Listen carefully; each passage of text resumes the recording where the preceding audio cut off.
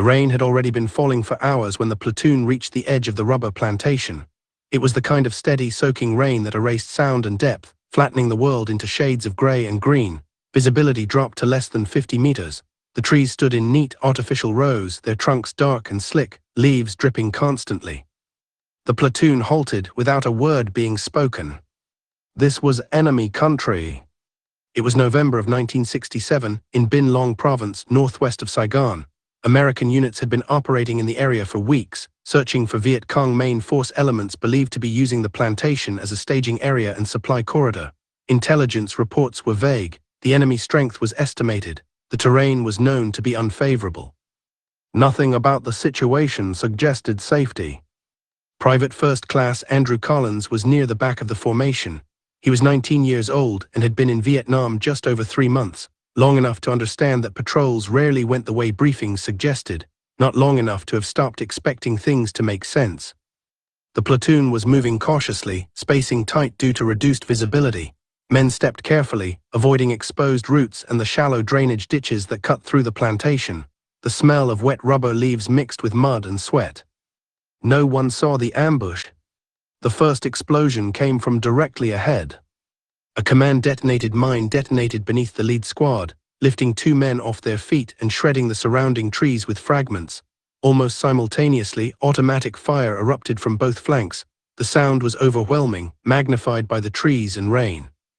Men went down before anyone could react. Collins dropped instantly, pressing himself into the mud behind a shallow depression between tree rows.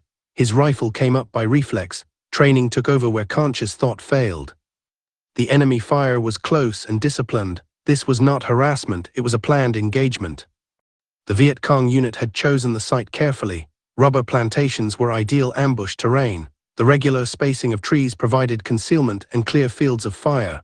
Drainage ditches limited movement. Rain reduced visibility and muffled sound. The platoon was caught in a textbook L-shaped ambush. Fire came from the front and the right, pinning the unit in place. Attempts to maneuver were met with immediate bursts. Within the first minute, multiple men were hit. Collins fired toward muzzle flashes he barely glimpsed through the rain. He could not see targets clearly. He could only fire where the sound came from and hope it disrupted something. Someone screamed for a medic. The call cut off abruptly. Grenades began landing among the platoon. The explosions were close, violent, throwing mud and fragments. Collins felt concussive force slam into his chest and ears. His helmet rang. Command and control collapsed quickly.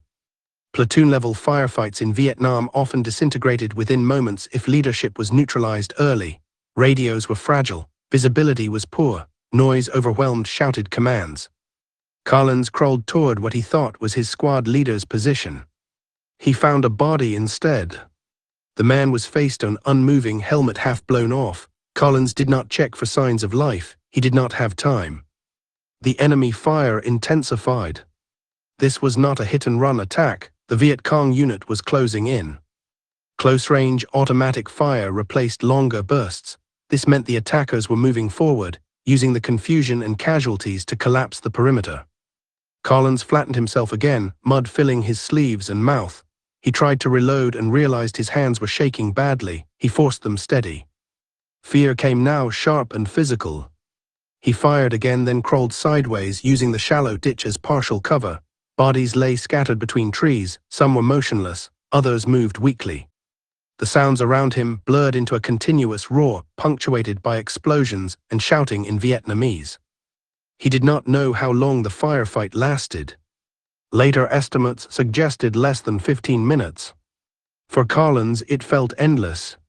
At some point, the firing began to thin. Enemy movement shifted deeper into the plantation. The shouting grew more distant, then abruptly it stopped. The rain continued. Collins remained motionless for several minutes, rifle trained forward, waiting for fire that did not come. His ears rang. His breathing was loud inside his helmet. When he finally lifted his head, the plantation looked empty. The silence was unnatural. He rose slowly, expecting at any moment to be shot. Nothing happened. Collins began moving through the platoon's former positions. He found bodies. Some were clearly dead. Others showed no obvious wounds but did not respond.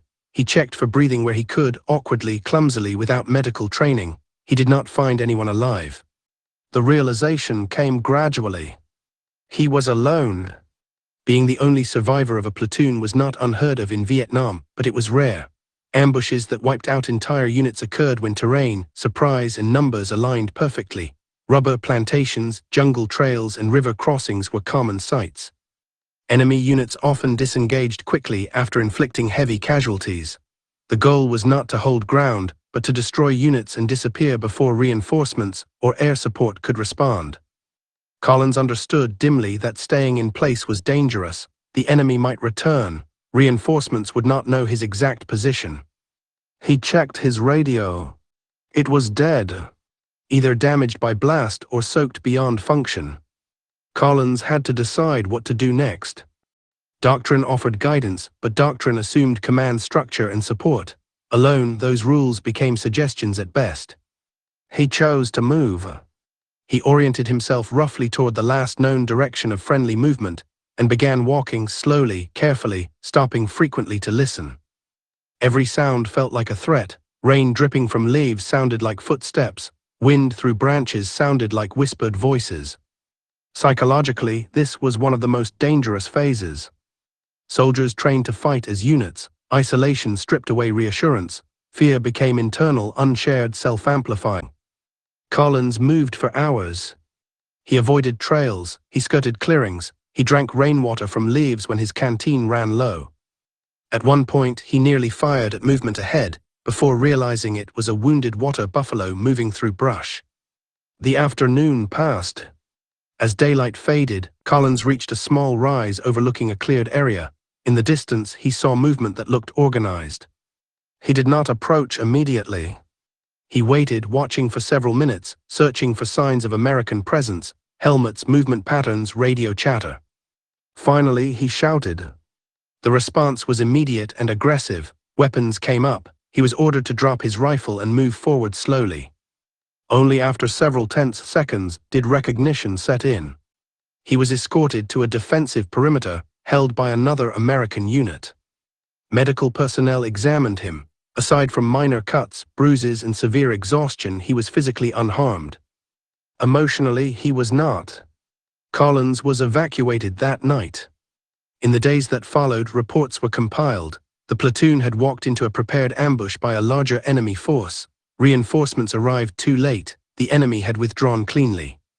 Collins gave statements repeatedly, to officers, to intelligence personnel, to investigators. Each time, the details blurred. Survivor accounts in Vietnam were often fragmented. Stress, concussion, fear, and shock altered perception. This made after-action reconstruction difficult. Collins struggled with guilt. Why him? Why had he survived when others had not? This question haunted many sole survivors. There was no satisfactory answer. In Vietnam, survival often came down to position, timing, and chance rather than skill or bravery. Collins was eventually reassigned. He did not return to field operations. His war continued internally. The experience of being the only survivor carried long-term consequences. Isolation during the event often translated into isolation afterward. Many survivors reported difficulty reintegrating, feeling detached from others who could not understand what it meant to walk away alone. Official records would list the engagement as an enemy ambush, resulting in heavy friendly casualties.